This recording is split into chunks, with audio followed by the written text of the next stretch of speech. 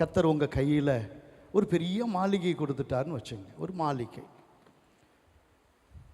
அது அந்த மாளிகையில் உள்ள என்ட்ரன்ஸ் பண்ணுறதுக்கு, உள்ளே போகிறதுக்கு அதனுடைய சுதந்திரமாய் கர்த்தர் கொடுக்கிறதற்கு அடையாளம் கீஸ், சாவிகள்.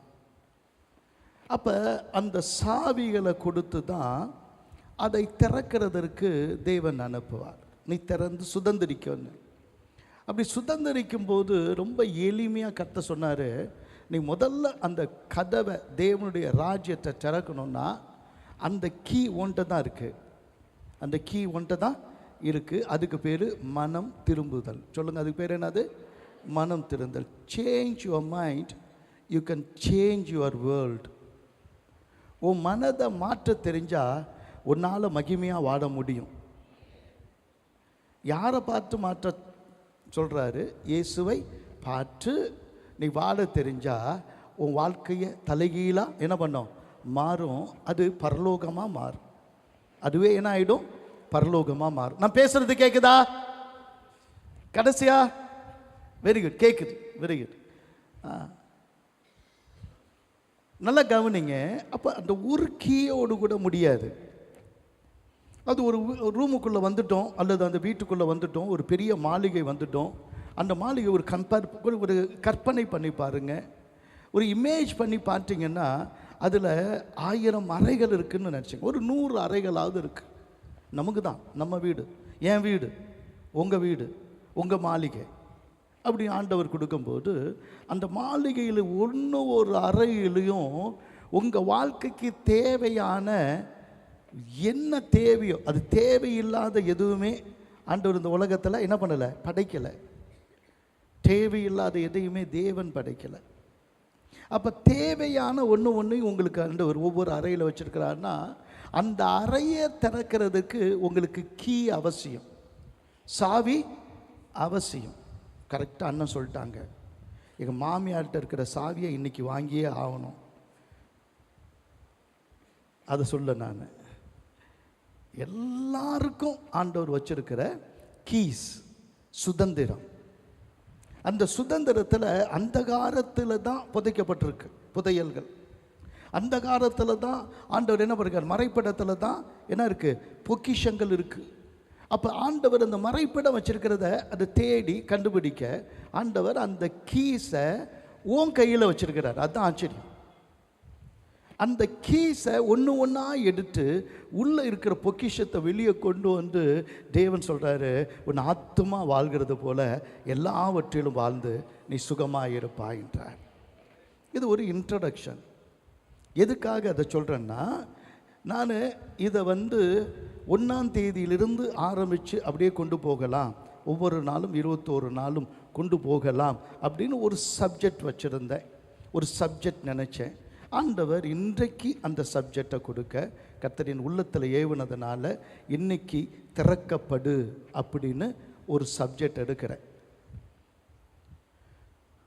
ஒவ்வொரு நாளும் 21 நாள் ஜெபத்தில் காலையில் அந்த அரை மணி நேரம் உங்களுக்கு ஆராதனை ஜெபமாக இருந்தாலும் அரை மணி நேரம் உங்கள் கையில் நீங்கள் எடுக்கிற சுதந்திரமான சாவிகளை குறித்து நான் பேச போகிறேன், கீஸை குறித்து பேச போகிறேன்.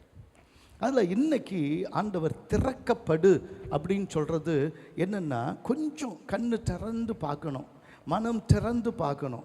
அப்படி மனம் திறந்து கண் திறந்து பார்த்தா தேவன் நமக்கு வைத்திருக்கிற பொக்கிஷங்களில் ஒன்று இன்னைக்கு சுவிசேஷ திறவுகோல். திறக்கப்படு அப்படின்னு சொல்லின போது ஆண்டவர் சுவிசேஷம் என்கிற திறவுகோலை இன்றைக்கி கர்த்தர் உங்கள் கையில் கொடுக்கிறார்.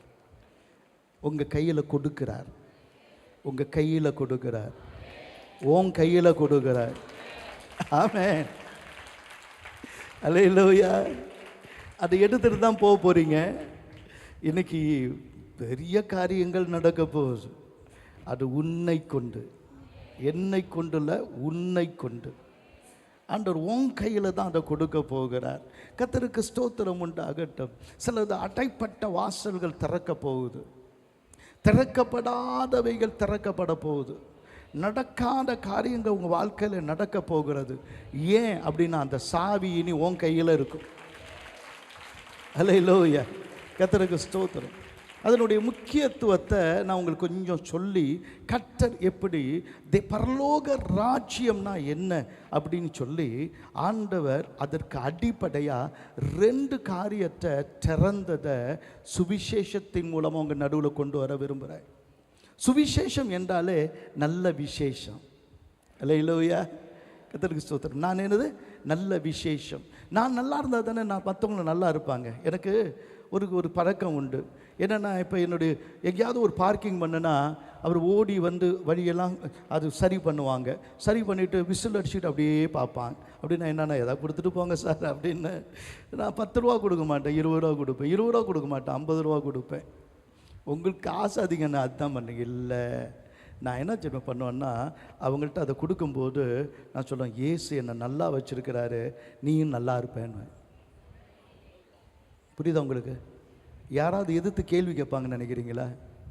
நீ கொடுத்துட்டு போன்னு சொன்னால் இவனை கொடுப்பான், நான் திரும்பி கேட்க மாட்டாங்க. நல்ல வார்த்தையை பேசுகிறது நல்லது தான். நான் ஒரு முடி வெட்டுற கடையில் கொஞ்சம் டைம் எனக்கு கிடைக்கும். அவன் என்ன தான் எண்ணி வெட்டுவானோ எனக்கு தெரியாது. ஆனால் நான் என் எண்ணத்தெல்லாம் அவனுக்கு ஏதாவது சொல்லிட்டு தான் என்ன பண்ணணும், போகணும். அடுத்த தடவை அவன் என்னை எப்போ வருவேன்னு என்ன பண்ணணும், பார்த்துருக்கணும். அவன் நான் இது 1000 ரூபா 2000 ரூபாலாம் வெட்டுறதெல்லாம் போகிறதில்ல. எனக்கு 200 ரூபா தான்.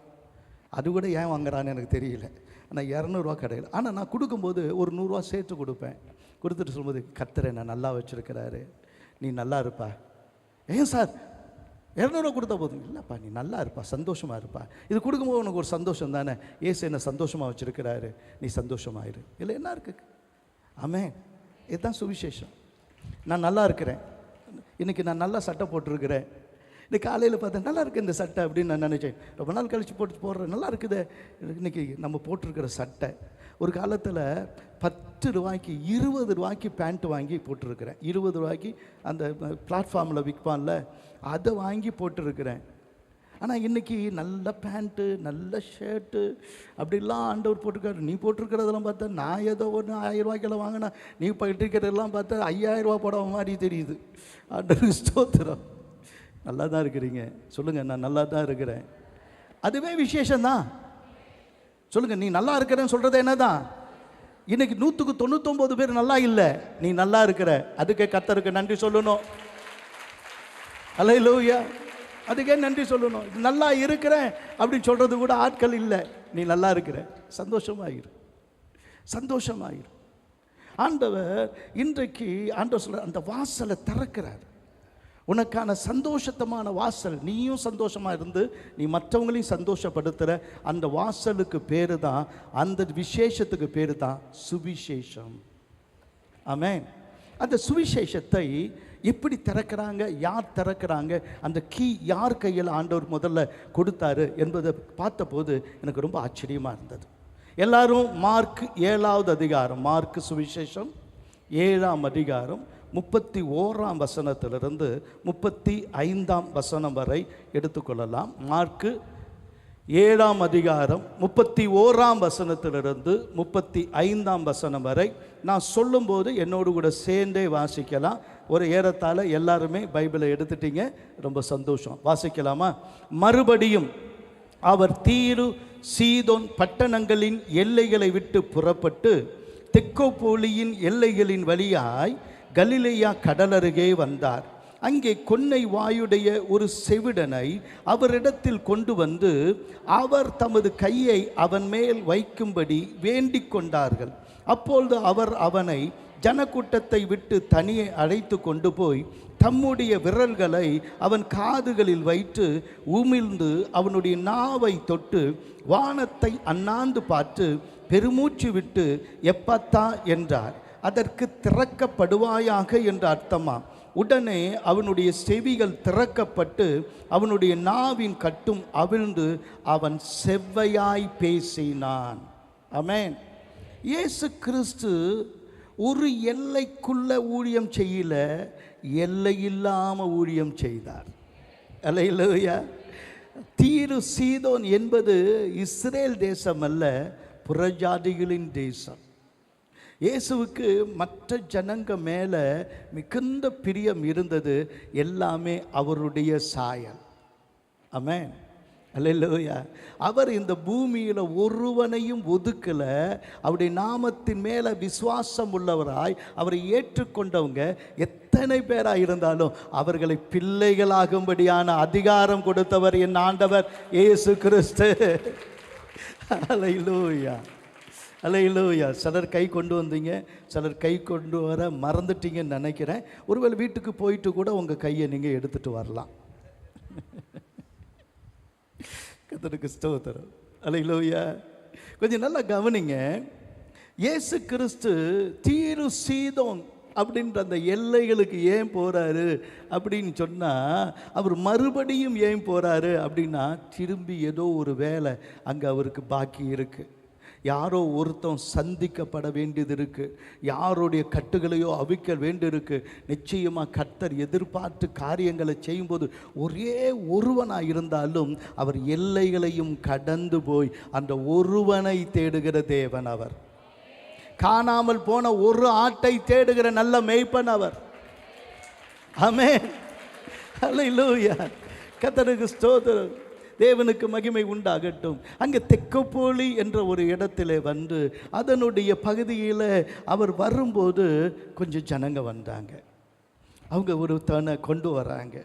அவன் வரும்போதே கை ஒரு மாதிரி இருக்குது. இந்த கை இப்படி இருக்க, வாய் இப்படி ஒரு சகோதரர் இருக்கிறார். அவர் என்கிட்ட ரொம்ப நல்லா பேசுவார். வேளாங்கண்ணியில் ஒரு சகோதரர் இருக்கிறார். நீங்கள் பார்த்துட்டு எப்படி இருக்க அப்படின்வாங்க. எனக்கு ரொம்ப அவர்கிட்ட நின்று பேசுவேன். நான் குறைவை சொல்லலை. ஒரு மனுஷனை மரியாதையாய் பார்க்கிறேன்.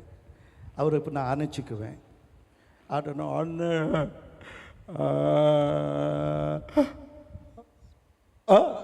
இங்கே வருவார், பார்த்துருப்பீங்க. அவர்கிட்ட பேசுறதுக்கு ரொம்ப நேரம் ஆகும். கொன்னை வாய், பேசக்கூட முடியல. அவன் பேசுகிறது யாருக்கும் புரியவும் இல்லை.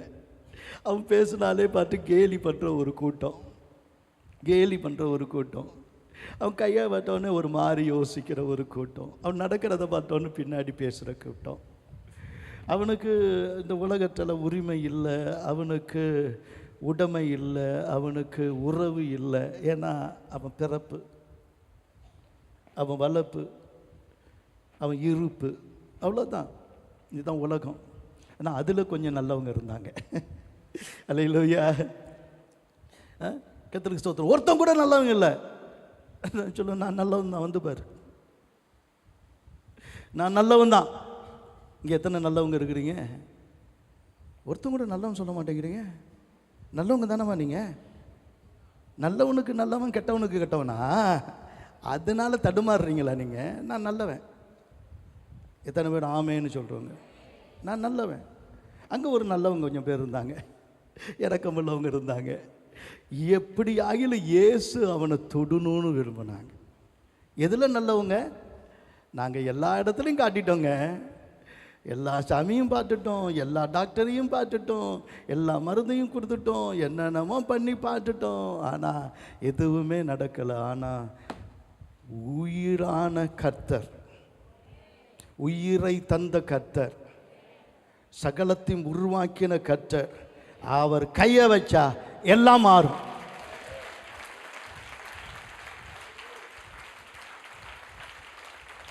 தேவனால கூடாதது அவர் கை வைக்கணும்னு ஒரு கூட்டம் அவனை கொண்டு வருது. நீ யார்? அவர் கை வச்சா தான் விடுதலை அப்படின்னு சொல்றதுக்கு ஒரு கூட்டம் துடியா துடிக்குது. அந்த கூட்டத்துக்கு இரவும் பகலும் தூக்கம் இல்லை. இயேசு திரும்பி வருவாரா, திரும்பி வருவாரான்னு ஏக்கம் இருந்தது.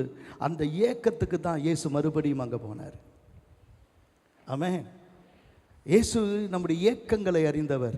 அதை விட என் ஏக்கத்தை விட இன்னொருத்தவனுக்கு உதவி செய்யணும்னு சொல்லும்போது நான் வந்து குணமாக்குறேன்னு வருகிறவர். ஆண்டவர் உங்களுடைய ஒரு வார்த்தை போதும். அவன் நான் ஆண்டவர் ஒரு வார்த்தை போதும், நீங்கள் சொன்னால் போதும், என் வேலைக்காரன் என்ன பண்ணுவான்? குணமாவான். இல்லை, நான் வந்து அவனை குணமாக்கணும்னு விரும்புகிறவர். அல்லேலூயா. இந்த உலகத்தில் ஒரு நல்ல விசேஷம் இருக்குமானால் அது ஒன்றே ஒன்று தான், என் இயேசு நல்லவர்.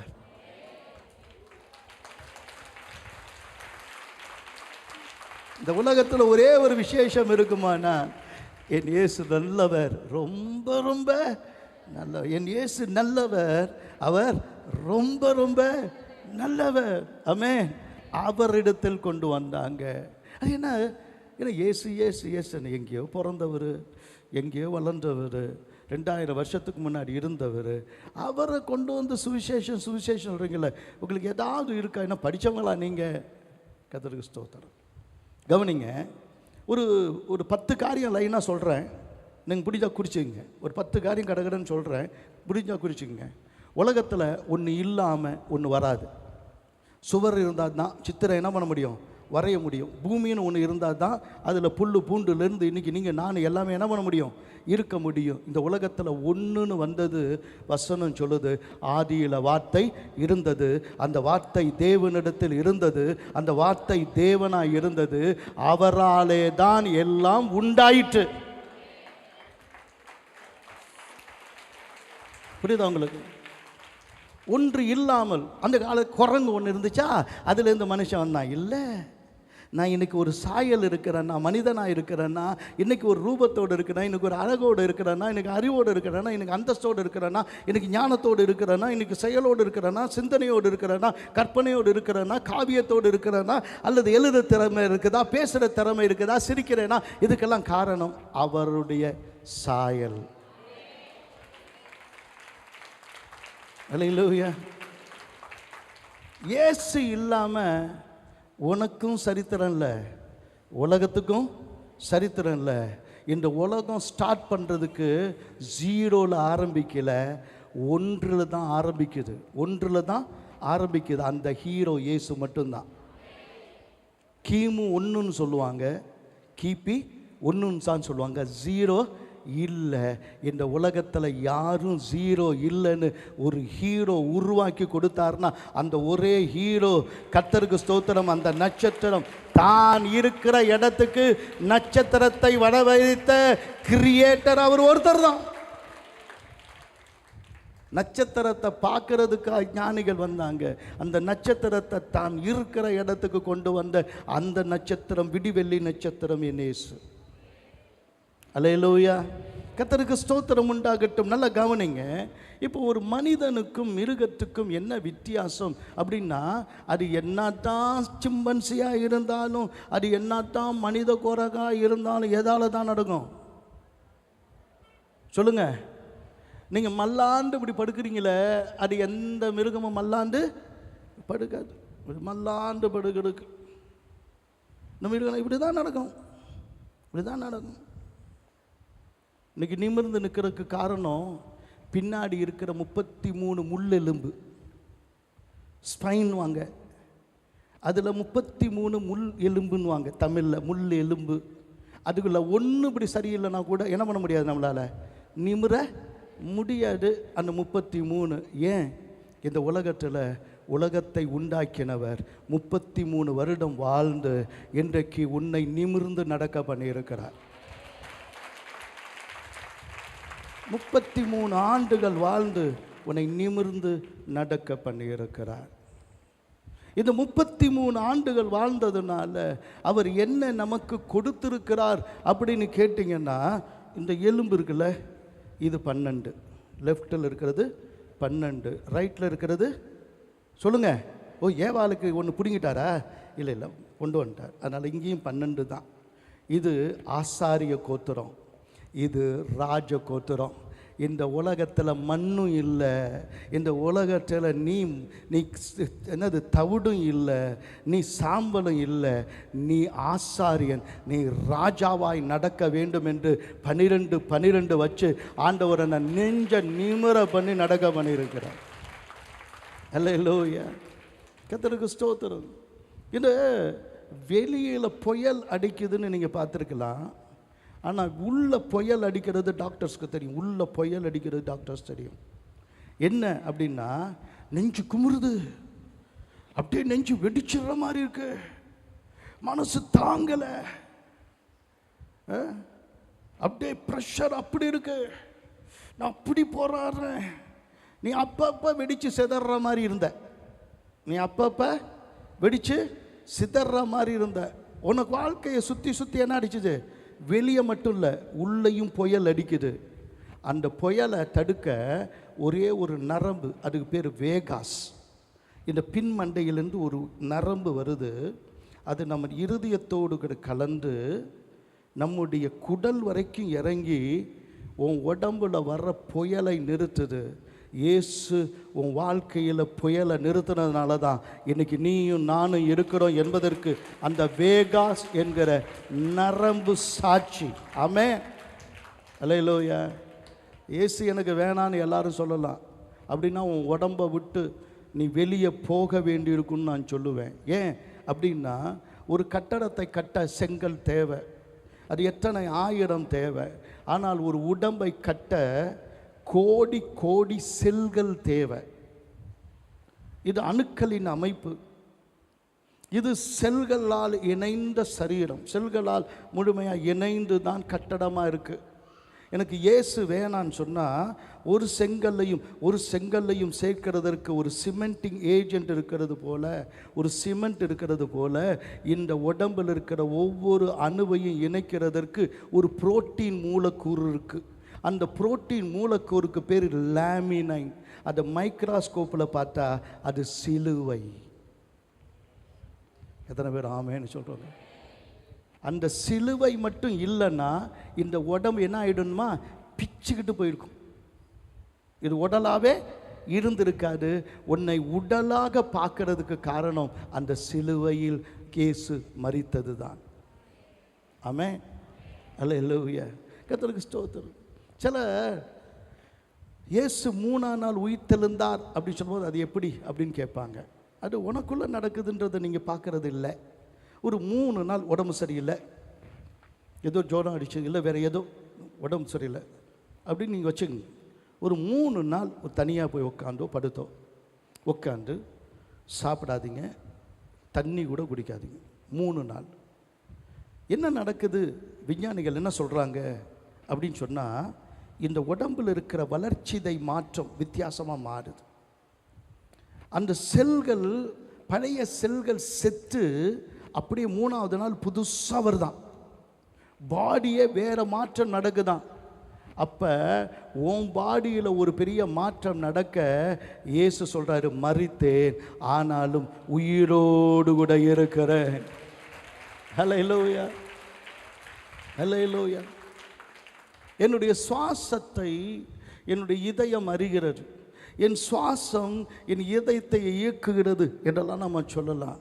ஆனால் அந்த சுவாசம் எப்படி இருக்குது அப்படின்னு நான் உங்களுக்கு சொல்லி கொடுத்துருக்கிறேன். ஒருவர் டாக்டர்கிட்ட போனால் கொஞ்சம் மூச்சை இழுப்பா அப்படின்னு சொன்னால் பிரணவ மந்திரம் சொல்லு அப்படின்னு சொல்லலை, ஏன்னு இல்லுன்னு தான் சொல்கிறாரு. எல்லாருக்கும் உலகத்தில் எங்கே போனால் அப்படின்னு இல்லை அப்படின்னு இல்லை. அப்புறம் கொஞ்சம் விடுன்னு சொல்லும்போது சுன்னு விடு, ஏன்னு சூன்னு விடு. ஒரு 100 தடவை அப்படியே சொன்னா இயேசுன்னு பேரை சொன்னா எந்த வியாதியும் குணமாகும். அல்லேலூயா, அல்லேலூயா. கர்த்தருக்கு ஸ்தோத்திரம். ஜெபம் என்பது இயேசுவோடு ஒன்ற தொடர்பு, அவரோடு எனக்கு இருக்கிற உறவு. No communication, no relation. வாங்க, நான் ஜெபன்றது மந்திரம் பண்ணலை. மந்திரத்துக்கு ஒரு என்னதில்ல, ஒரு ஜெபமாலை உருட்டிட்டுலாம் இல்லை. என் உறவை புதுப்பிக்கிறேன், நேராக பேசுகிறேன். அந்தரங்கத்தில் போய் அந்தரங்கத்தில் இருக்கிற பிதாவை நோக்கி நான் ஜெபிக்கும் போது அந்தரங்கத்தில் பார்க்கிற என் பிதா வெளியரங்கமாய் பலன் அளிக்கிறார். அல்லேலூயா. அப்படி ஜெபம் பண்ணும்போது என்ன நடக்குது, ஜெபிக்கிற நேரத்தில் என்ன நடக்குதுன்னா, மூளை சுறுசுறுப்பாகுது, மூளையில் வளர்ச்சி அதிகமாக இருக்குது, நிறைய ஞாபக சக்திகள் வருது. அப்படின்னா ஜெபிக்கிற மனிதனை ஞானியாக கர்த்தர் மாற்றி விடுகிறார். அல்லேலூயா. கர்த்தருக்கு ஸ்தோத்திரம் உண்டாகட்டும். ஆமென். சில சமயத்தில் அதில் கண்ணீரும் சேர்ந்து வருது. அப்படி கண்ணீர் கர்த்தருடைய சமூகத்தில் வடித்தா அதில் சில வேதியியல் மாற்றம் வருது. அது கண்ணை இன்னும் பொலிவாக மாற்றுகிறது. கண்ணீரோடு வரும்போது அது பொலிவாக மாற்றுகிறது. கிறிஸ்தவத்தினுடைய மேன்மை என்ன என்று கேட்டால், மனிதனுக்கு வாழ்க்கையில் முடிவு என்பது நிச்சயம். முடிவு என்பது நிச்சயம். அந்த முடிவின் நிச்சயம் வரும்போது ஒரு முட்டு சந்தில் போய் எல்லாமே நிற்கிறோம். முட்டு சந்தில் போய் நிற்கிறோம். ஏன்னா இதுக்கு பின்னாடி என்ன என்று யாருக்கும் தெரியல. அப்போ யாருக்கிட்டையாவது தெரியணும் அப்படின்னு சொன்னால், இந்த மதத்தை எல்லாம் ஸ்தாபித்தாங்கல்ல, மதங்கள் அதெல்லாம் ஸ்தாபித்தாங்கல்ல, அவங்கள்ட்ட கேட்கலாம் நினச்சா அவங்க கல்லறைகள் தான் இருக்கிறது. கல்லறைகள் தான் இருக்கிறது. ஒரே ஒருவர் தான் நீ போகிற பாதை பரலோக பாதையா அல்லது நரக பாதையான்னு சொல்வதற்கு உயிரோடு இருக்கிறார். அந்த உயிரோடு இருக்கிற இயேசு நம்மோடு இருக்கிறார்னு சொல்கிறவங்க நல்ல கரங்களை தட்டி கர்த்தரை மகிமைப்படுத்துங்க.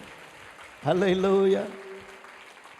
இந்த உலகத்தில் இருக்கிற எல்லா மனுஷருக்கும், இந்த உலகத்தில் இருக்கிற எல்லா மனுஷருக்கும் நற்செய்தி சொன்ன ஒரே ஒருவர் ஆண்டவராகிய இயேசு கிறிஸ்து. அதனால்தான் அவரே சொல்கிறாரு, அவருடைய குமாரனை விசுவாசிக்கிறவன் எவனோ, யாரு?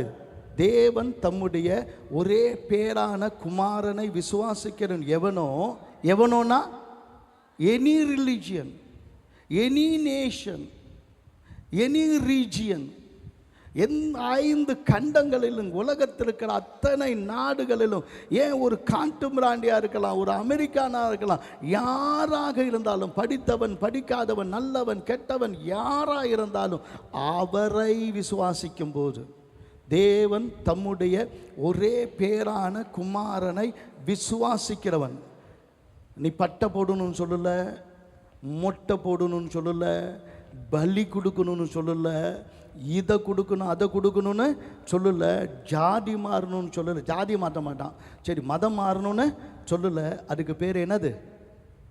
விசுவாசம். சொல்லுங்க, அதுக்கு பேர் என்னது? விசுவாசம். அப்ப விசுவாசிக்கிற ஒரு மனிதன், விசுவாசிக்கிற ஒரு மனிதனுக்கு என்ன கிடைக்கும் அப்படின்னா, அவருடைய நாமத்தின் மேலே விசுவாசம் உள்ளவரா அவரை ஏற்றுக்கொண்ட எத்தனை பேரோ அத்தனை பேருக்கும் பிள்ளைகளாகும்படி அதிகாரம் கொடுத்த கர்த்தராக. ஹல்லேலூயா.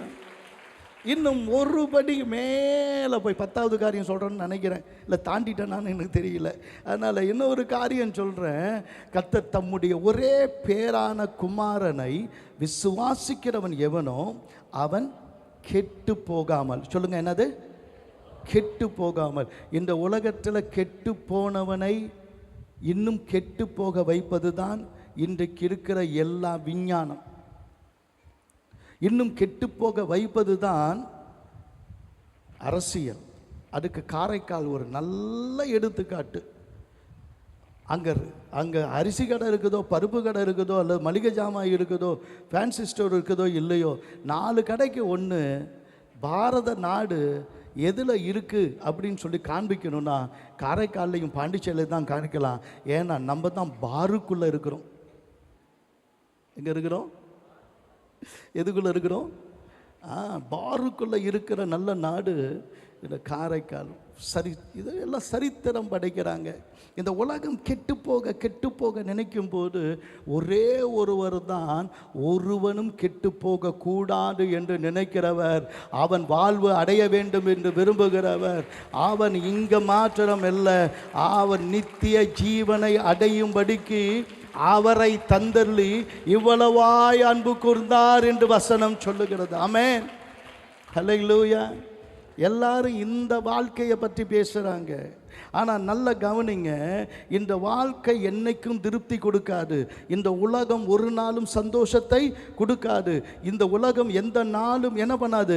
நிறைவை கொண்டு வராது. ஆனால் உலகத்தால் தான் நாம் இந்த உலகத்தை சேர்ந்தவர்கள் கிடையாது. ஏனென்றால் நம்ம வேற லெவலு. சொல்லுங்கள், பக்கத்தில் சொல்லுங்கள், நாம் என்னது? வேற லெவல். அவன் காசுனால சந்தோஷத்தை பார்க்கணும்னு நினைக்கிறான், அவன் படிப்புனால பதவியினால் மேன்மை அடையணும்னு நினைக்கிறான், அவன் சொத்து சேர்த்து வச்சுக்கிட்டு அதுதான் தான் எதிர்காலம்னு நினைக்கிறான். ஆனால் ஒருத்தர் நமக்குள்ளே இருக்கிறாரு அப்படின்னு சொல்லி நமக்கு உணர்த்தினவர் இயேசு தான். அவர் தான் நீதியை கொண்டு வருகிறவர், அவர் தான் சமாதானத்தை கொண்டு வருகிறவர், அவர் தான் சந்தோஷத்தை கொண்டு வருகிறவர். அவர் உனக்குள்ள தான் இருக்கிறார். அல்லேலூயா. தேவனுடைய ராஜ்யம் புசிப்பும் குடிப்பும் அல்ல, அது நீதியும் சமாதானமும் பரிசுத்த ஆவியினால் உண்டாகும் சந்தோஷமாயிருக்கிறது. அல்லேலூயா. நித்திய ஜீவன். என்னது? நித்திய ஜீவன், மரணம் இல்லாத பெருவாழ்வு. அதை விசுவாசிக்கணும்னு சொல்லி கொடுக்குது. நேற்று ஒரு மரண ஒரு நம்முடைய அருமையான சகோதரி வேம்பு இறந்துட்டாங்க. அதனால் அது எனக்கு ஒரு பிள்ளை மாறி. அதனால் கர்த்தருக்கு ஸ்தோத்திரம். அதனால் நமக்கு எல்லாருக்கும் நல்லா தெரியும், பல வருஷங்களாக இந்த கேன்சரில் போராடி ஒரு 10 தடவையாவது 20 தடவையாவது டாக்டர் திரும்பி செத்துருவேன். அது இங்கே வந்து ஜாமனி உயிர்ப்பிச்சு என்ன பண்ணிடும்? எனக்கு விசுவாசம் இருக்குண்ணே, நான் ஏசப்பட்டா தானே போகிறேன். அல்லேலூயா.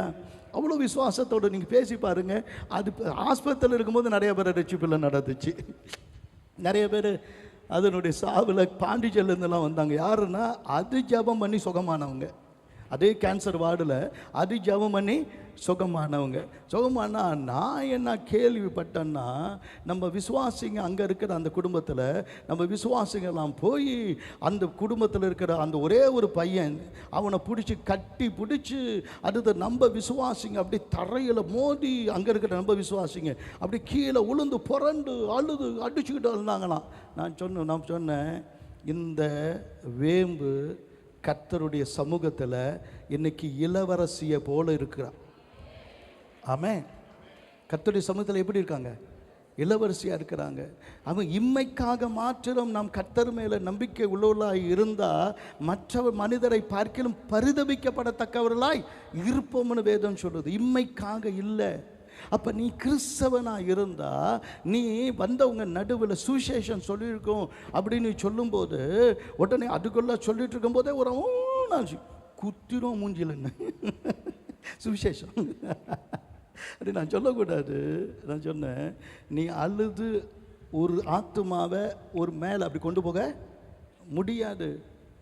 அழுவ வேணுங்க. கல்யாண வீட்டில் அழ வேணான்னு பைபிள் சொல்லலை. ஆனால் நீ அழுது நீ 10 பேர் அழ வச்சு 2 பேரும் கட்டி பிடிச்சி உருண்டு பிறண்டு அப்படிலாம் அழ சொல்லி பைபிள் சொல்லுத. நான் சொன்னேன், அங்கேயே சொன்னேன், என் சாவுன்னு வரும்போது எனக்கு ஒரு ஆசை இருக்குது. என்னை சுற்றி வந்து அண்ணே என்னை விட்டு போயிட்டீங்களே அப்படின்னு சொல்லும் போதே நான் ஏந்திரிச்சு வந்து 2 மிதிச்சிட்டு அப்புறமே படுத்துக்கணும்னு ஆசை இருக்குது. அல்லேலூயா. ஓன் தொல்லை தாங்கலன்னு தானே அவட்ட போகிறேன். தொல்லை போதுட்டா சாமி அப்பா ஊழியம் அப்படின்ட்டு அவர்கிட்ட போயிருக்கிறேன்.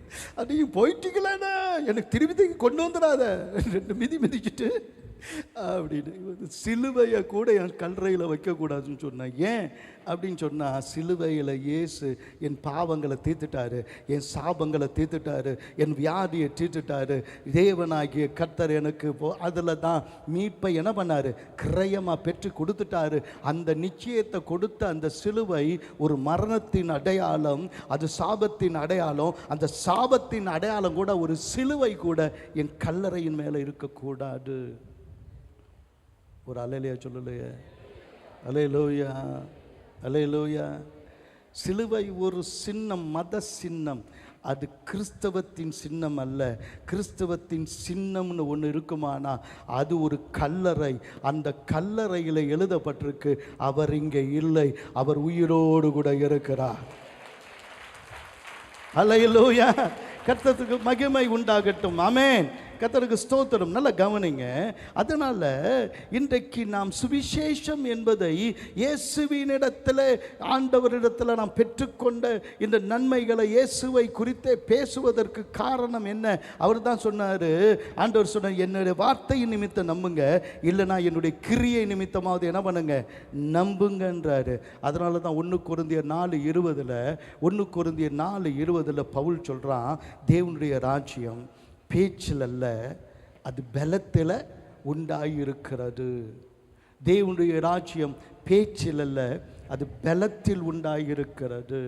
அப்போ என்ன பலத்தில் நீங்களும் நானும் செய்ய வேண்டும், நீங்கள் என்ன கிரியை செய்ய வேண்டும் என்று சொல்லி ஏசாயா புத்தகத்தில் 29வது அதிகாரம் 18ஆம் வசனம் 19ஆம் வசனத்தில் அந்த வசனம் சொல்லுது. ஏசாயா 29ஆம் அதிகாரம் 18ஆம் வசனம், என்ன சொல்லுதுன்னா, அக்காலத்திலே செவிடர் புஸ்தகத்தின் வசனங்களை கேட்பார்கள். கேட்காதவங்க கூட கேட்கணும். கர்த்தருக்கு ஸ்தோத்திரம். சுவிசேஷம் சொல்லுவது மிக மிக எளிமையானது, மிக மிக எளிமையானது. இப்போ நான் சொன்ன ஒரு 10 காரியம் சொன்னேன், அதில் ஒரு காரியத்தை நீ எடுத்து பேசினா கூட எதிர்த்து நின்று பேசுகிற காலம் இல்லை. ஆண்டோட கிருபையில் கல்யாணம்னா பேசுகிறேன், கருமாதினாலும் நான் பேசுகிறேன். எந்த இடத்துல நான் நின்று என்ன பண்ணுறேன், எல்லாம் புறஜாதிகள். நான் பேசுகிறத நீங்கள் பார்த்துருக்கிறீங்க, கேட்டுருக்கிறீங்க. கர்த்தருக்கு ஸ்தோத்திரம். நான் பைபிளை வச்சு பேசுகிறது இல்லை. இந்த வசனம் அப்படி சொல்லுது, அந்த வசனம் அப்படி சொல்லுதில்ல. நான் பாட்டுக்கு எது ஃபேக்டோ அது பாட்டுக்கு அடிச்சுட்டு பேசிகிட்டே இருப்பேன். கர்த்தருடைய கிருபையில் இங்கே மட்டும் இல்லை, இந்தியா முழுசும் சுற்றி வரேன். இது வரைக்கும் யாரும் எதிர்த்து நின்று ஆதாரத்தை தானு கேட்டதே இல்லை. நான் பேசுகிறத கிறிஸ்து உயிரோடு இருக்கிறார் என்கிற ஆதாரத்தில் தான். ஆமென். உலகத்தில் பல நாடுகளில் பேசிகிட்டு இருக்கிறேன். எனக்கு எங்கே சான்ஸ் கிடைச்சாலும் சரி, என்னுடைய சந்தோஷமே. நான் தான் சொல்கிறேன், இப்போ பிறந்த நாள் 88வது பிறந்த நாள் கொண்டாடுறனாலும் சொல்லு, நான் ஒரு கேக்கோடு வரேன், ஒரு 50 பேரை கூட்டி வை, நானே சாப்பாடு வேணாலும் போடுறேன், சுவிசேஷம் சொல்லுவோம். ஏன்? இயேசு உயிரோடு இருக்கிறார் என்பது தான் என்னை தற்கொலையிலிருந்து விடுதலை ஆக்கினுச்சு. அல்லேலூயா. என்னை நேசிக்கிற ஒருவர் இருக்கிறாரு, நான் வாழ வேண்டும் என்று ஒருவர் இருக்கிறாரு, என்னுடைய வாழ்க்கையை அறிந்தவர் ஒருவர் இருக்கிறாரு, என்னை உண்டாக்கினவர் இருக்கிறாரு, எனக்கு உயிர் கொடுத்தவர் இருக்கிறாரு. என் உயிர் அவரோடு தான் இருக்குது. அது தற்கொலையில் முடியாது என்று அன்னைக்கு தீர்மானித்தனால தான் இன்னைய வரைக்கும் நான் நல்லா இருக்கிறேன். அல்லேலூயா. இந்த உலகத்துக்கு நாம் சொல்லுகிற ஒரே ஒரு செய்தி, என் இயேசு உயிரோடு இருக்கிறார். ஆமென். என் இயேசு, சொல்லுங்க, வாயை திறந்து சொல்லுங்க, பக்கத்தில் கையை பிடிச்சு சொல்லுங்க, இயேசு உயிரோடு இருக்கிறார். என் மீட்பர் உயிரோடு இருக்கையிலே எனக்கு என்ன குறை உண்டு நீ சொல் மனமே. என் மீட்பர் உயிரோடு இருக்கையிலே எனக்கு என்ன குறை உண்டு நீ சொல் மனமே. கவலைகள் தீர்ப்பார், கண்ணீர் துடைப்பார், கடைசி மட்டும் கைவிடாதிருப்பார். கவலைகள் தீர்ப்பார், கண்ணீர் துடைப்பார், கடைசி மட்டும் கைவிடாதிருப்பார். பாவமன்னிப்பளிப்பார், பாக்கியம் கொடுப்பார். பாவமன்னிப்பளிப்பார், பாக்கியம் கொடுப்பார். பரம பதவியுள் என்னையும் சேர்ப்பார். என் மீட்பர் உயிரோடு இருக்கையிலே எனக்கு என்ன குறை உண்டு நீ சொல் மனமே. என் மீட்பர் உயிரோடு இருக்கையிலே. அப்படி சொல்லும்போது இயேசு என்ன சொல்கிறான்னா, என்னையே வேலை வாங்கிட்டு இருக்கிறியப்பா, என்னையே பார்த்துட்டு இருக்கிறிய, இந்த பரலோக ராஜ்யத்தினுடைய திறவுகோலை உன் கையில் கொடுத்துருக்கிறேன், நீ ஏதாவது செய்யுன்றார். அந்த வசனம் வேணுமா? சபையை குறித்து ஒரே ஒரு வெளிப்பாடு இயேசு பேசினது மத்தேயு 16:18. அது எல்லாருக்கும் தெரியும். பாதாளத்தின் வாசல்கள் அதை மேற்கொள்ளாது, என் சபையை நான் கட்டுவேன், பாதாளத்தின் வாசல்கள் அதை மேற்கொள்ளாது. அப்படின்னா யாருடைய மரணமும் யாருடைய கல்லறையும் அந்த சக்தியை தடுத்து நிறுத்த முடியாது. அல்லேலூயா. மரணத்தை வச்சு உன்னை பயமுறுத்த முடியாது. உனக்கு கல்லறை கட்டிடுவேன்னு சொல்லி யாரும் உன்னை பயமுறுத்த முடியாது. ஒரு சத்தியத்தை உனக்கு சொல்கிறேன்றார். மரணத்துக்கு மேலே என்ன இருக்குது? கல்லறையை தாண்டி என்ன இருக்குது? உன் கையில் இருக்கிற அதிகாரம் என்னன்னு உனக்கு தெரியல. வாங்க மத்தேயு 16வது அதிகாரத்துக்கு 19வது வசனத்தை எடுத்துக்குங்க. மத்தேயு 16வது அதிகாரம் 19ஆம் வசனத்தை வாசிக்கும்போது, கர்த்தருக்கு ஸ்தோத்திரம், நல்லா கவனிங்க.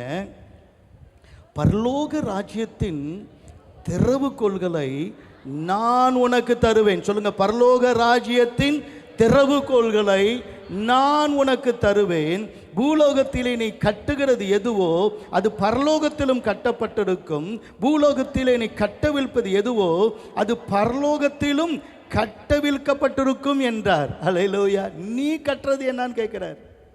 நீ கட்டுறது என்னன்னு கேட்கிறார். கர்த்தருக்கு ஸ்தோத்திரம். யாரும் கட்டலையா? நீ கட்டு. யாரும் செய்யலையா? நீ உத்தரவாதம் பண்ணு. கர்த்தருக்கு ஸ்தோத்திரம். எனக்கு இந்த இடத்த போய் ரெஜிஸ்டர் பண்ண போகும்போது அங்கே இருக்கிற ரெஜிஸ்ட்ரேஷன் ஆஃபீஸில் என்னுடைய நண்பர்கள் அவங்க என்ன சொன்னாங்கன்னா, கர்த்தருக்கு அவங்க போய் இங்கே என்னப்பா சார் போய் இதை வாங்குறீங்க, என்ன சார் உங்களுக்கு என்ன சார் ஆச்சு, ஏன் இங்கே போய் வாங்குறீங்க, அங்கே யாராவது போவாங்களா சார்? அப்படி தான் ஒரு 4 வீடு பழைய முனிசிபாலிட்டி ஏதோ ஒரு வீடு, ஒரு ரோடு கிடையாது, ஒரு ஒரு வாட்டர் சப்ளை கிடையாது, ராத்திரி 7 மணிக்கு மேலே இங்கே ஒரு நடமாட்டமும் கிடையாது. இன்றைக்கி நம்ம கண்ணால் பார்க்குற எந்த பில்டிங்கும் கிடையாது. நம்ம கண்ணால் பார்க்குற எந்த பில்டிங்கும் கிடையாது. கர்த்தருக்கு ஸ்தோத்திரம். யாராலும் முடியாது. அது தேவை இல்லை. ஆனால் தேவன் என்னை கட்டுன்னு சொல்லிட்டாருன்னா அந்த கீயை என் கையில் கொடுத்துட்டாரு. அதை செயல்பட வேண்டிய வேலை யாருடைய வேலை? என்னுடைய வேலைன்னு உணர்ந்த இன்னைக்கு வருகிற ஒவ்வொரு ஊழியக்காரர்களும் எத்தனையோ பேர் வந்தாலும், பாஸ்டர் உங்கள் சபை ரொம்ப நல்லா இருக்குன்றாங்க. சொல்லுங்க, அதிகாரம் யார் கையில் கொடுத்துட்டாரு? ஆளுக யார் கையில் கொடுத்துட்டாரு? கட்ட வேண்டிய வேலை யாருடைய கையில் கர்த்தர் கொடுத்திருக்கிறாரு? உன் கையில் கொடுத்திருக்கிறாரு. அல்லேலூயா. நீ பூமியில எதை கட்டுவியோ அது பரலோகத்திலும். ஆமென். நான் எதை கட்டணும்? ஒரு மனிதனுக்கு வாழ வேண்டிய விருப்பம் இருக்கு, வாழ வேண்டிய உரிமை ஆண்டவர் கொடுத்திருக்கிறாரு. இந்த உலகத்தில் வந்த ஒரு மனிதனும் கெட்டு போக கூடாது. ஏனென்றால் அவன் அவருடைய சாயல், அவருடைய ரூபம். ஆமென். அல்லேலூயா. அதில் எந்த உயர்வும் தாழ்வும் கிடையாது. ஒவ்வொரு மனிதனும் அவனுடைய உடல் உறுப்பு சரியில்லாமல் இருக்கலாம், ஒருவேளை அவன் கருப்பாக இருக்கலாம், சிவப்பாக இருக்கலாம், படித்தவனாக இருக்கலாம், படிக்காதவன் இருக்கலாம். ஆனால் தேவன் அவனை பார்க்கும்போது அவருடைய பிள்ளையா, அவருடைய சாயலாக தான் பார்க்கிறாரு. ஒருவனும் கெட்டு போகக்கூடாது என்று பார்க்கிறார். ஆமென். அல்லேலூயா. அதனால தான் திரும்பி சொல்கிறோம், மார்க் 7:32 நான் வாசித்த அதே பகுதியை உங்களுக்கு காண்பிக்க திரும்பியும் விரும்புகிறேன். அங்கே கொன்னை வாயுடைய ஒரு செவிடனை ஒன்னோடு கூட ஒன்று சேர்ந்தே வருது. எப்பொழுதும் காது கேட்காதவங்க பேச மாட்டாங்க. ஆனால் இங்கே இவன்கிட்ட ஒரு வித்தியாசம் இருக்குது. அவன் வாயு ஒரு மாதிரி ஆயிடுச்சு, செவிடனாக இருக்கிறான். பேசுகிறான், ஆனால் அவன் செவிடனாக இருக்கிறான். இது வித்தியாசமானது. வியாதியில் வித்தியாசம், ஆளில் வித்தியாசம், சந்தர்ப்பங்களில் வித்தியாசம், சாவு மணி அடிக்கிறதுல வித்தியாசம், எதுலையோ ஒரு வகையில் வித்தியாசப்பட்டு எனக்கு ஏன் இது இப்படி நடந்ததுன்னு கேட்குறதுக்கு யாரும் நாதி இல்லையான்னு சொல்கிறதுக்கு ஒருத்தன் இருந்தான். அவனை அவர் தமது கையை அவன் மேல் வைக்கும்படி வேண்டிக் கொண்டார்கள். சொல்லுங்க, வேண்டிக் கொண்டார்கள். உடைய ஜெபத்தினுடைய வல்லமை உனக்கு தெரியாது. உலகத்தில் ஒரு ஆயுதத்தை தடுக்க யாராலும் முடியாது. அந்த ஆயுதம் உன் கையில் தான் இருக்கு. ஆமென். அல்லேலூயா. இயேசு ரொம்ப அழகாக கற்றுக் கொடுத்தார். பரலோகத்தில் இருக்கிற அவர் அவ்வளோ தூரம் இருக்கிறாருப்பா. எங்கள் அப்பா என் ஜெபத்துக்கு பதில் கொடுப்பார். வான மண்டலத்தில் இருக்கிற பொல்லாத ஆவிகளின் சேனை 1000 இல்லை, கோடியா நின்று தடுத்தாலும் என் ஜபத்தை தடுக்க யாராலும் முடியாது. என் உறவை தடுக்க யாராலும் முடியாது. என் பதிலை தடுக்க யாராலும் முடியாது. ஏனென்றால் நான் என் அப்பா கிட்ட பேசுறேன், எங்க அப்பா கிட்ட தான் உரிமையோடு கூட நிற்கிறேன். வேண்டிக் கொண்டார்கள். புறஜாதிகள், அவளுக்கு தெரியாது. உன்ன மாதிரி பைபிள் எடுக்கல, உன்ன மாதிரி எல்லாமே இயேசுக்கு திருச்சபையில் வந்து ஒரு மனுஷன்ட்ட இந்த மாதிரி உபதேசம் என்ன பண்ணல, கேட்கல. ஒரு போதட்ட உபதேசம் கேட்கல. ஆனால் அவங்களுக்குள்ள ஒரு விருப்பம், ஐயோ இவன் இவ்வளோ கஷ்டப்படுறானே, அவன் அழுகுறானே, அவன் தனியாக நிற்கிறானே, அவனுக்கு ஏதாவது செய்யணும். எப்போ இயேசு வருவார்? வந்துட்டு போயிட்டாரா? ஐயோ இயேசு எப்போ வந்தார்? இவனை கொண்டு போக விட்டுட்டோமே, இயேசு எப்பயா திரும்பி வருவாரா அப்படின்னு ஒருத்தர் பேசிட்டு இருக்கும்போது திடீர்னு ஒரு செய்தி வருது, இயேசு மறுபடியும் வந்திருக்கிறார். ஏன் மறுபடியும் வந்திருக்கிறாரு? இந்த காரியம் இப்படி நடக்கணும்னு தேவன் திட்டமிட்டு இருக்கிறாரு. உன் வாழ்க்கையில் உன் கையால் சில அற்புதங்கள் நடக்க தேவன் தன் கையை வைக்க சில சந்தர்ப்பங்களை தேடி கொண்டிருக்கிறாரு. நீ யார் மேலே கை வைக்கணும்னு சொல்றியோ அவன் மேலே கையை வச்சு சுகமாக்க இயேசு உனக்காக மறுபடியும் இங்கே வந்திருக்கிறாரு. ஆமென், அல்லேலூயா. கர்த்தருக்கு ஸ்தோத்திரம். உன்னுடைய உத்தரவாதம் என்ன? அதுதான் பிரச்சனை. ஆதியாகமம் 44வது அதிகாரம் 34ஆம் வசனம் சொல்லுது. ஆதியாகமம் 44வது அதிகாரம் 34ஆம் வசனம் சொல்லுது. கர்த்தருக்கு ஸ்தோத்திரம். ஆதியாகமம் எடுக்கிற இவ்வளோ நேரமா? 44:34. இளையவனை விட்டு எப்படி என் தகப்பனிடத்துக்கு போவேன்? நல்ல திரும்பி நல்லதுங்க. இளையவனை விட்டு எப்படி என் தகப்பனிடத்துக்கு போவேன்?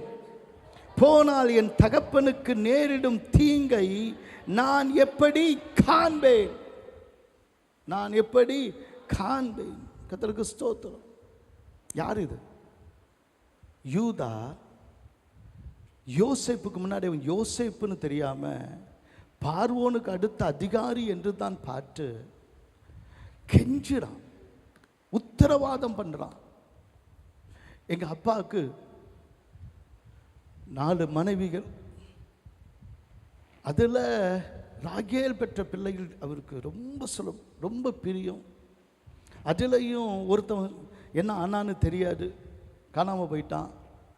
ஒருத்தவன் தான் மிஞ்சிருக்கிறான். நீர் கட்டாயப்படுத்தி, அவனுக்கு ஒரு தம்பி இருக்குதாங்களா, இருந்தால் நான் அவனை கொண்டு வாங்கன்னு நீங்கள் சொன்னீங்க. எங்கள் அப்பாட்ட கேட்டபோது அவர் ஏற்றுக்கொள்ளலை.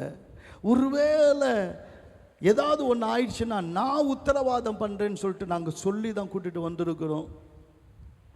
இப்போ நீ அவனை தப்பு பண்ணிட்டான், அவன் பையில் தான் வெள்ளி பாத்திரம் இருந்துச்சு, நீங்கள் குடிக்கிற அதே பாத்திரம்னு சொல்லி கொண்டு வந்திருக்கிறீங்க. அவனை விட்டுடுங்க.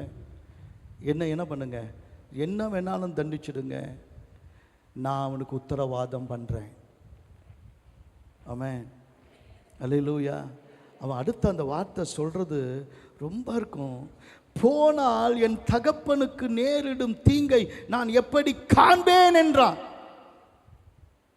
சுவிசேஷத்தினுடைய மேன்மை என்பது உன்னுடைய உத்தரவாதம் என்ன என்பதுதான். சுவிசேஷம் ஏன் சொல்ல வேண்டும் என்பது ஏன் என்றால், என் தகப்பன் உன் சகோதரன் எங்கே என்று கேட்கிறார். ஆதி முதல் தேவனுடைய சத்தம் ஒன்றுதான், உன் சகோதரன் எங்கே? கூட பிறந்தவன் தான் சகோதரனா? காண்கின்ற ஒவ்வொருவரும் கெட்டு போவதற்கு அல்ல, அவன் மேல அன்பு கூறுகிற அந்த சமாரியன் யார்? நல்ல சமாரியன் இயேசு சொல்றோம் இல்லை, அந்த நல்ல சமாரியன் நீ தான். அடுத்தவங்க காயங்கள்ல எண்ணெய் வார்க்கக்கூடிய எண்ணெய் உன் கையில் இருக்கு, அதுதான் அபிஷேகம். சில சொன்னாங்க அபிஷேகத்தில் நிரம்பணும், அபிஷேகத்தில் நிரம்பணும். அது என்ன, அந்நிய பாஷை பேசுறதுக்கா இல்லை ஆடி பாடி மகிழறதுக்கா? இல்லை, அந்த அபிஷேகத்தை கொண்டு போ, அந்த அபிஷேகத்தை காயம்பட்ட உள்ளத்தில் ஊற்று. அந்த அபிஷேகம் அவர்களுக்குள்ள பொங்கி வருகிற சந்தோஷத்தை கொண்டு வரட்டும்.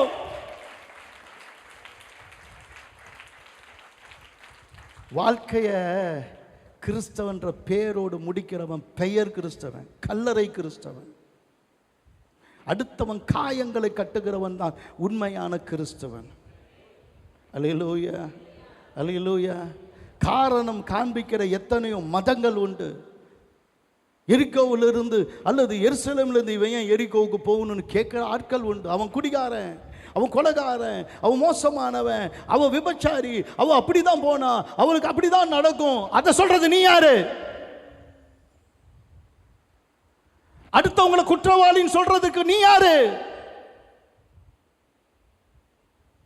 மனம் திரும்புகிற ஒரு பாவியின் நிமித்தம் தான் பரலோகத்தில் என் பிதாவுக்கு மகிழ்ச்சி உண்டாகிறது. எத்தனை பேர் ஆமேன்னு சொல்றவங்க? பரலோகத்தில் ஒண்ணுதான். கர்த்தருக்கு ஸ்தோத்திரம். பரலோகத்தில் ஒரே ஒரு காரியம் தான் இருக்கு. அவர்கிட்ட நீ மூட்டை மூட்டையா பணத்தை கொண்டு போய் சேர்க்கல.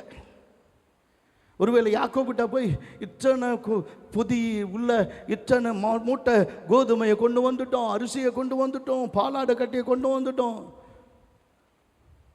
யாக்கோபு யூதாவை பார்த்து கேட்டானா என்ன கேட்டிருப்பான்? உன் சகோதரன் எங்கே? அந்த ஒரு வார்த்தைக்கு பதில் இல்லைன்னா எங்கள் அப்பாவை நான் எப்படி பார்ப்பேன்? எங்கள் அப்பாவுக்கு நேரிடும் தீங்கை நான் எப்படி சகிப்பேன்? உன்னை சுற்றி ஆட்கள் இல்லையா? உன்னை சுற்றி ஒருவேளை ஒரு உதவி செய்ய, ரட்சிப்பில் நடத்த ஒருவன் கூட உனக்கு இல்லையா? கொஞ்சம் நல்லா கவனிங்க. தேவனுடைய முகத்தை எப்படி அடுத்த வருஷம் நம்ம பார்க்க போகிறோம். இன்னையிலிருந்து மொத்தம் ஒரு 50 நாள் இருக்கு இந்த வருஷம் முடிய. ஒரே ஒரு ஆத்துமாவை, சகோதரி மகளே, எனக்கு பாட்டி யாரும் இல்லை, என் சகோதரியே, என் சகோதரனே, உன்னை பார்த்து ஆண்டவர் இந்த வருஷம் முடிகிற முடி எதுக்காக நீ 2026 பிரவேசிக்க போகிற? உன்னால் என்ன பிரயோஜனம்? இந்த மரத்தை வெட்டி போட்டுடலாம் அப்படின்னு சொன்னால் நீ என்ன பண்ணுவ? நீ எதுக்காக வாழணும்னு வெட்டி போட்டாய், நீ என்ன பண்ணுவ? நீ எதுக்காக வந்த? எதுக்காக சபையில் இருக்கிற? ஏன் ரட்சிக்கப்பட்ட? ஒரே ஒருத்தனை நீ கர்த்தருக்குள்ள நடத்தி, ஒருத்தனா என் சகோதரன் ஒருத்தனை தான் சொல்கிறேன், அவனை ரட்சிப்பில் நடத்தி அவனுக்கு ஞானஸ்தானம், இந்த வருஷத்தின் கடைசி ஞானஸ்தானம் கடைசி ஞாயிற்றுக்கிழமை நடக்கும். 21ஆம் தேதி கூட இல்லை, கடைசி ஞாயிற்றுக்கிழமை நடக்கும். அதில் யார் ஒருத்தவங்களையாவது ரட்சிப்பில் நடத்தி கொண்டு வரீங்களோ அவங்களுக்கு 2026 கனியுள்ள ஆண்டாய் மாறும். எதை வச்சு சொல்கிறேன்? இவனுடைய இந்த உத்தரவாதம், என் சகோதரனுக்கு வருகிற தீங்கை காண மாட்டேன் நான், என் தகப்பனுடைய இருதயம் உடைந்து போகிறதை என்னால் பார்க்க முடியாது அப்படின்னு உத்தரவாதம் கொடுத்ததுனால ஆதியாகமம் 49வது அதிகாரம் 10ஆம் வசனம் சொல்லுது. ஆதியாகமம் 49வது அதிகாரம் 10ஆம் வசனம் சொல்லுகிறது, சமாதான கர்த்தர் வருமளவும் செங்கோல் யூதாவை விட்டு நீங்குவதும் இல்லை, நியாய பிரமாணிகன் அவன் பாதங்களை விட்டு ஒளிவதும் இல்லை, ஜனங்கள் அவரிடத்தில் சேருவார். யூதாவின் கையில் செங்கோல் வந்ததனுடைய அர்த்தம் என்ன? ஜனங்கள் அவரிடத்தில் வந்து சேருவதற்காக. தேவ ஜனமே, சத்தியத்தை உணர்ந்துக்குங்க. சுவிசேஷம் என்பது ஒன்றும் இல்லை, என்ன நான் நேசிக்கிறது போல பிறனையும் நேசிக்கணும். ரட்சிக்கப்படுறதுக்கு ஆண்டவர் என் மேலே வச்ச அந்த அன்பு எவ்வளவு பெருசு. நானும் இன்னொருத்தனை அன்பு பெறணும். தேவன் என்னை எவ்வளோ மன்னிச்சாரு, நானும் இன்னொருத்தனை மன்னிக்கணும். தேவன் என்னை எவ்வளோ பொறுத்து கொண்டாரு, நானும் இன்னொருத்தையை பொறுத்து கொள்ளணும். ஆண்டவர் என் மேலே எவ்வளவு கிருபையாக இருந்தார், அதில் கொஞ்சமாவது மற்றவங்க மேலே கிருபையாக இருக்கணும். கர்த்தர் எனக்கு எவ்வளோ கொடுத்தாரு, அதில் கொஞ்சமாவது மற்றவங்களுக்கு கொடுக்கணும். இதுதான் வாழ்க்கை. எது கிறிஸ்தவம்? கிறிஸ்துவ போல வாழ்வது இல்லை, கிறிஸ்துவை போல மற்றவங்களுக்கு தன்னை அர்ப்பணிப்பது. ஆமென், அல்லேலூயா. சிலுவையில் நடந்தது என்ன? பகிர்ந்தளிப்பு. மன்னிப்பை பகிர்ந்தளித்தார், அன்பை பகிர்ந்தளித்தார், உறவுகளை பகிர்ந்து கொண்டார். இன்னைக்கு உறவுகளை பகிர்ந்து கொள்வது, ஏதோ உன் தாய், ஏதோ உன் மகன், உறவை பகிர்ந்து கொண்டார். குடும்பமாக பிதாவின் இடத்தில் தன் ஆவியை ஒப்பு கொடுத்தார். ஏன்? பிதாவும் குமாரனும் எவ்வளவு களி கூர்ந்தார்களோ அது இந்த உலகத்தில் இருக்கிற ஒவ்வொரு மனிதனும் அந்த அன்பிலே களி கூறணும்னு ஆண்டவர் பகிர்ந்து கொண்டார். கர்த்தருக்கு ஸ்தோத்திரம். ஏன் ஒரு கோத்திர இன்னைக்கு ஒரு கோத்திரத்தில் இந்த ராஜாக்கள் ஏன் வந்தாங்க?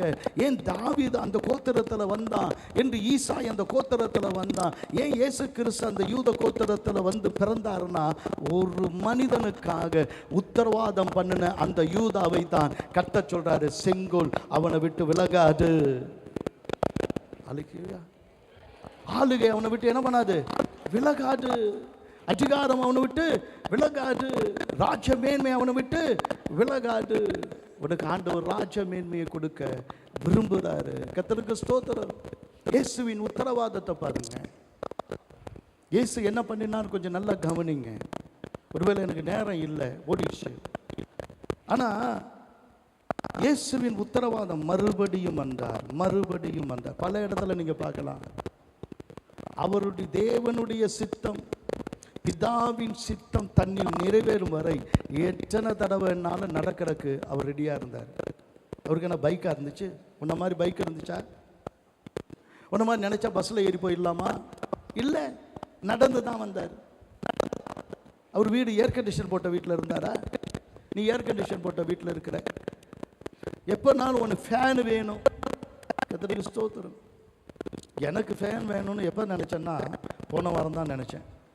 அவர் எப்படி வேர்த்து இருக்குது, ஒரு நல்ல ஃபேன் வேணும் அப்படின்னு. ஆனால் உனக்கெல்லாம் ஃபேன் போட்டு ஒழுங்காக உட்கார வச்சுருக்கிறோம். ஏன் சிலர் இப்படி உட்காரல அப்படின்னு கேட்டால் அவங்களுக்கு நேராக ஃபேன் இல்லையா. அதனால தான் சிலர் அங்கே உட்காரது இங்கே உட்கார வடிக்கையா. ரைட், நல்லா உட்காருங்க. ஃபேன் போட்டு எல்லாம் பண்ணி இன்னும் கொஞ்சம் நாள் கழிச்சா ஏர் கண்டிஷன் போட்டு இந்த சேரையும் போட்டு இன்னும் சொல்ல போனால் கீழே 2 படுக்கையும் போட்டு எப்போ வேணும்னா படுத்து எப்போ வேணாலும் ஏந்திரிச்சு உட்காந்து வேணும்னா கேளு வேணான்னா போ. கடைசியில் வந்து நின்னா பாஸ்டர் என்ன பண்ணுவார்? ஜெபம் பண்ணுவார். செத்த கிறிஸ்தவன், செத்த மனிதன். ஆனால் ஆண்டவர் அதை சொல்லலை. ஆண்டவர் என்ன கொஞ்சம் இயேசுவை கொஞ்சம் நோக்கி பாருங்க. ஏங்க ஒரு மனுஷனை ஏன் திரும்பி சுவிசேஷமாக சொல்கிறோம், இயேசு இயேசுன்னு ஏன் சொல்கிறோம் அப்படின்னா, அந்த ஒரு மனுஷன் யாரு? கொன்னை வாயுடைய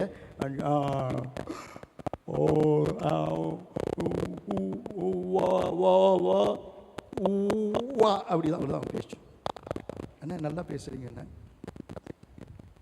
இல்லை, நான் பக்கத்தில் இருந்து சிலரோடு பழகி இருக்கிறேன், கட்டி பிடிச்சிருக்கிறேன். அவங்க பேசல, அவ்வளோதான், அவங்க வாயில் வார்த்தை வரும். அந்த ஒரு மனுஷனுக்காக திரும்பி தெக்கோப்பேலிக்கு வந்தார், திரும்பி தீரு செய்தோன் எல்லைகளுக்கு வந்தார். அல்லேலூயா. ஒரு பத்திரிக்கை வச்சுட்டாங்கன்னு பிரியாணி தின்றதுக்கு அலையிற ஜென்மமே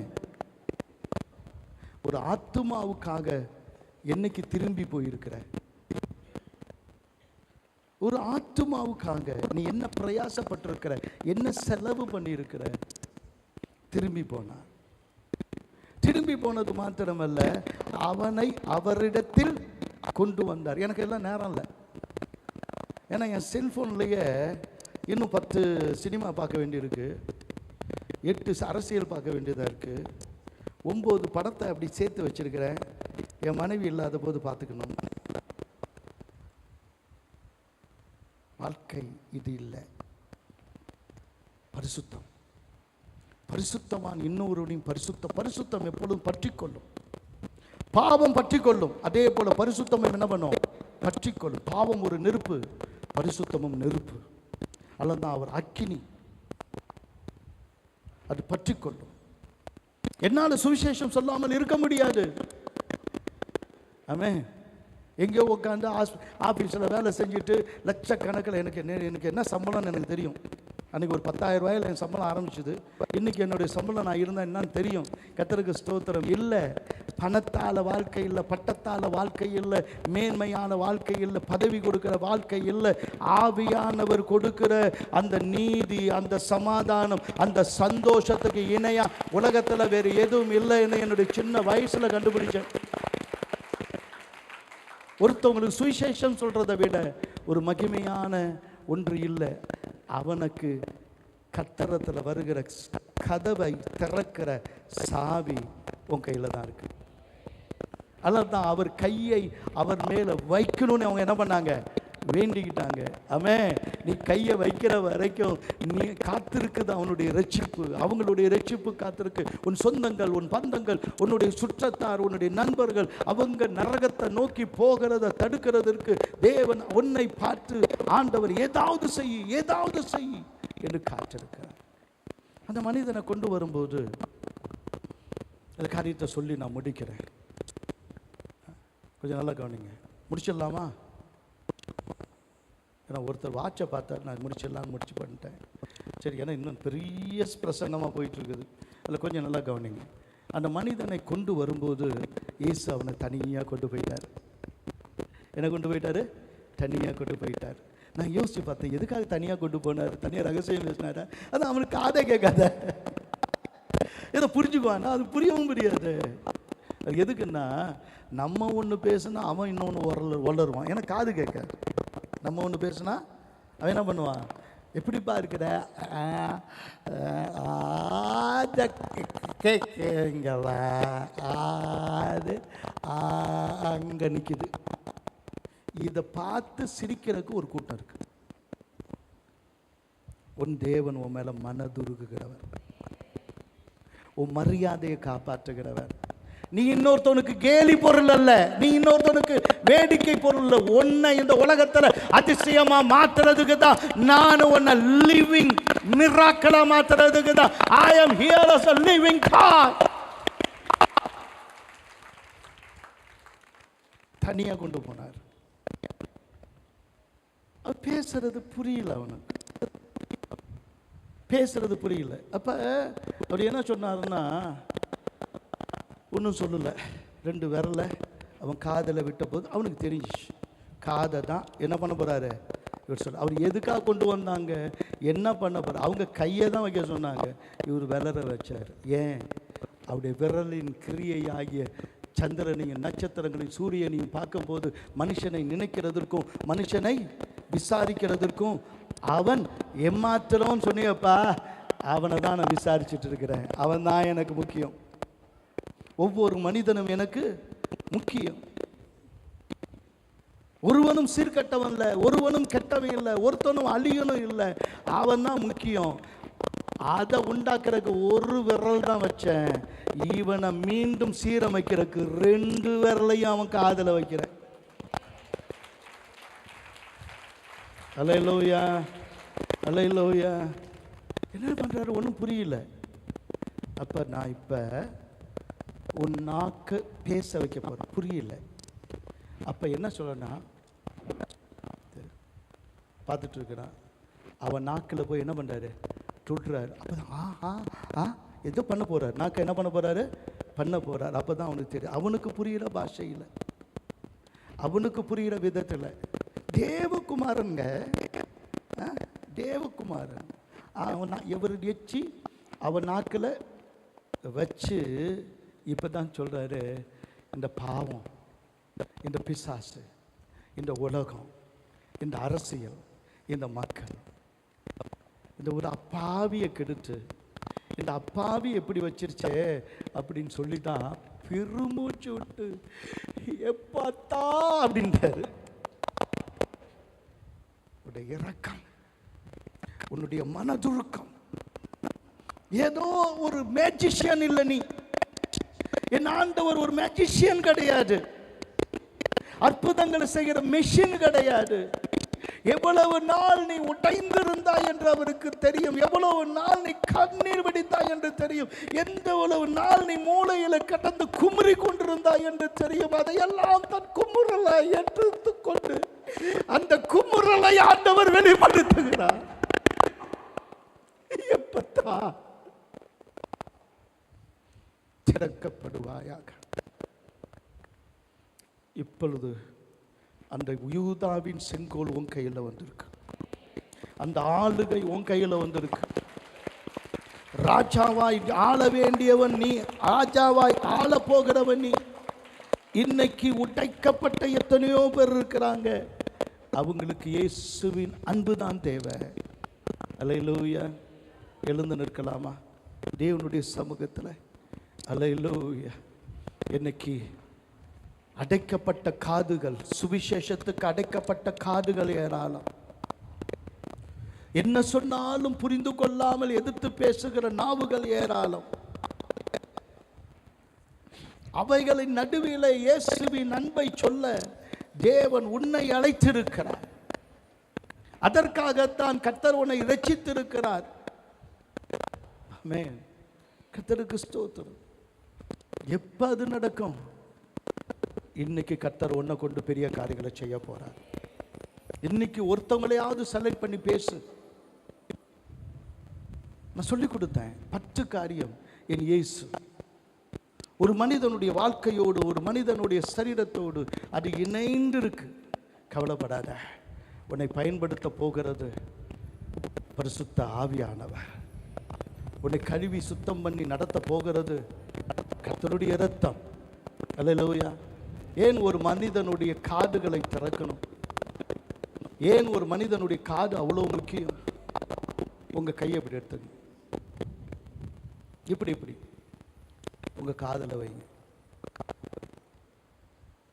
இப்படி கப்பு மாதிரி பண்ணி இப்படி காதில் வைங்க.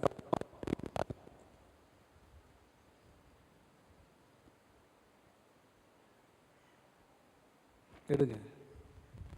ஓன்னு ஒரு சத்தம் கேக்குதா? ஏதோ ஒரு சத்தம் கேக்குதா? அது என்ன தெரியுமா? இந்த காதுக்குள்ள ஓடுகிற ரத்தம், அந்த ரத்தத்தின் சவுண்ட். அது அந்த ரத்தத்தின் சவுண்டு. புரியுதா உங்களுக்கு? திரும்பி வைங்க.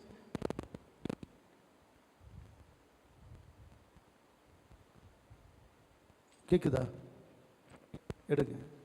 இது ரத்தத்தின் சவுண்ட்.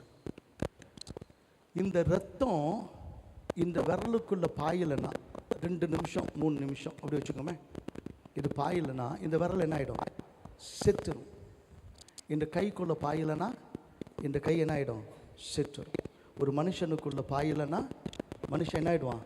செத்துருவான். ஒரு ரத்தம் உயிர்ப்பிக்கலைன்னா ஒரு மனுஷன் கூட ரட்சிக்கப்பட மாட்டான். அந்த இரத்தத்தை கர்த்தர் கொடுத்து, அந்த இரத்தத்தினாலே கழுவி உன்னை சுத்திகரித்து, காது உள்ளவன் கேட்க கடவன் என்று சொல்லி அவர்கள் காதுகளை திறக்க, அவருடைய வாயை திறக்க, அவருடைய வாழ்வை திறக்க ஆண்டவராகிய கர்த்தர் அவர்கள் மூலமாய் பரலோகத்தின் பலகணிகளை திறக்க தேவன் அந்த சாவியை உன் கையில கொடுத்திருக்கிறாரு. பூமியில எதை கட்டுவியோ அது பரலோகத்தில் கட்டப்படும். பூமியில எது கட்டவிழ்க்கப்படுமோ அது பரலோகத்தில் கட்டவிழ்க்கப்படும் என்று சொல்லுகிறார். அறுவடையோ அதிகமையா, ஆட்களோ கொஞ்சமையா. அறுவடையோ அதிகமையா, ஆட்களோ கொஞ்சமையா. யாரை அனுப்புவேன் என்று கேட்டிடும் உம் குரல் கேட்குதையா. யாரை அனுப்புவேன் என்று கேட்டிடும் உம் குரல் கேட்குதையா. அபிஷேகத்தால் என்னை நிரப்பிடுங்க, அனுதினம் நீனை நடத்திடுங்க. அபிஷேகத்தால் என்னை நிரப்பிடுங்க, அனுதினம் நீங்களே நடத்திடுங்க.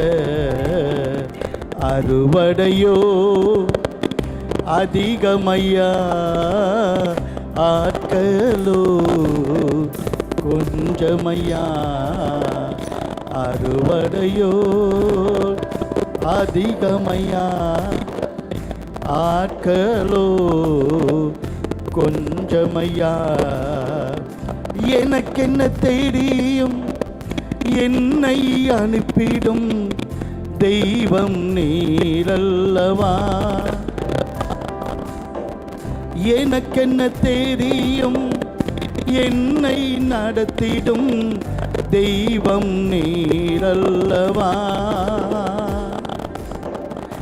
அபிஷேகத்தால் என்னை நிரப்பிடுங்க, அனுதினம் நீங்களே நடத்திடுங்க. அபிஷேகத்தால் என்னை நிரப்பிடுங்க, அனுதினம் நீங்களே நடத்திடுங்க. அறுவடையோ அதிகமையா, ஆட்களோ கொஞ்சமையா. அறுவடையோ அதிகமையா.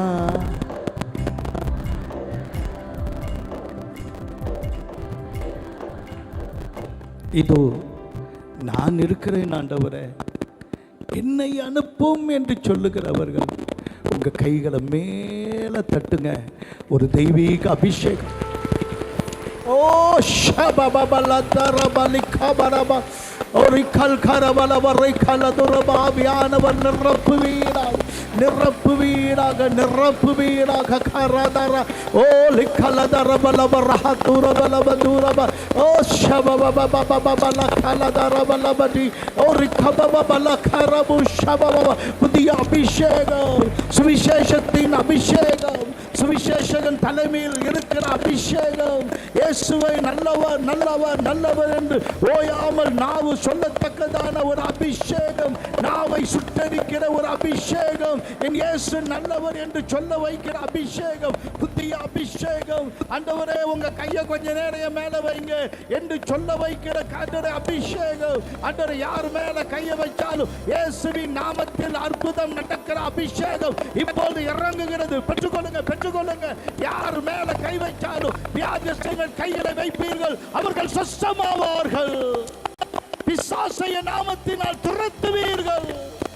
சத்துருவின் சகல வல்லமை மேற்கொள்ள உங்களுக்கு அதிகாரம் தருகிறேன் என்று சொன்ன வல்லமை பற்றி பிடிக்கிறது. பெற்றுக்கொள்ளுங்க, பெற்றுக்கொள்ளுங்க, பெற்றுக்கொள்ளுங்க. ஓஷ பல்லபரபலபதிர பலபதி ஓரி கபலபதுர பலபர கலதர ஓரி பலபரி கபபபபபபபபபபபபப ஓரி கபபபபபபபபபபபபப ஓரி கலதர பலபரப ஷபபபபபபபப ஓரி கபபபபப ஷதரபபப. வல்லமை வல்லமை வல்லமை வல்லமை பொழிந்திடும் வல்லமை, உன்னதத்தின் வல்லமை, ஆவியின் வல்லமை, அபிஷேகத்தின் வல்லமை ஒவ்வொருவரும் நிரப்பணும். புதிய சிருஷ்டியாய் மாற்றணும், புதிய மனுஷனாய் மாற்றணும். பெரிய காரியங்களை செய்யணும். பெரிய காரியங்களை செய்கிற ஒவ்வொரு மனுஷனையும் தேடி அலைந்து ஒவ்வொரு மனுஷனுக்கும் இயேசுவின் அன்பை சொல்லுகிற ஒரு பெரிய காரியத்தை கர்த்தர் ஆண்டவரை இந்த யூதாவின் கையிலே கொடுத்திருக்கிறேன். ஒவ்வொருவர் கையிலும் செங்கோல் வருவதாக, ஒரு அபிஷேக செங்கோல் வருவதாக, ஆளுகை வருவதாக.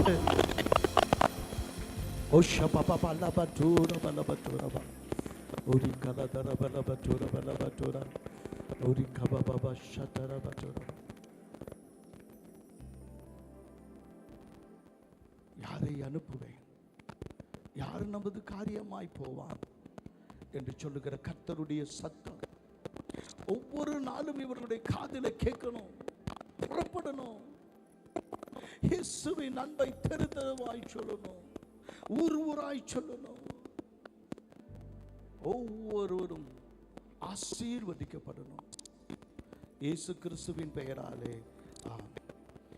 என் ஆத்துமாவே கர்த்தரை ஸ்தோத்திரி, என் முழு உள்ளமே கர்த்தருடைய பரிசுத்த நாமத்தை ஸ்தோத்திரி. என் ஆத்துமாவே கர்த்தரை ஸ்தோத்திரி, கர்த்தர் செய்த சகல உபகாரங்களையும் மறவாதே. ஆமென். கர்த்தராகிய இயேசு கிறிஸ்துவின் கிருபையும் பிதாவாகிய தேவனுடைய அன்பும் பரிசுத்த ஆவியானவருடைய அந்யோன்ய ஐக்கியம் நம் அனைவரோடும் உலகில் உள்ள எல்லா பரிசுத்தவான்களோடும் கர்த்தருடைய வருகை மட்டும் என்றென்றும் நிலைத்திருப்பதாக. ஆமென். ஹல்லேலூயா, ஹல்லேலூயா, ஹல்லேலூயா.